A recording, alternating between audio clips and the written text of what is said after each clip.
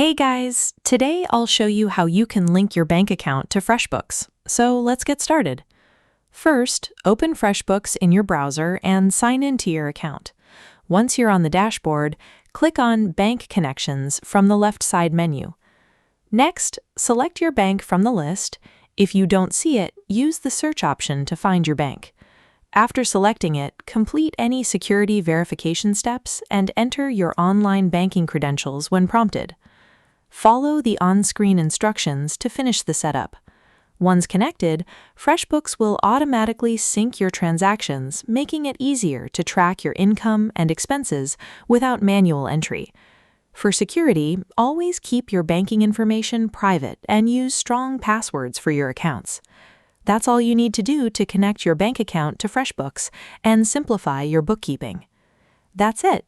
If you found this video helpful, consider giving it a like and subscribe.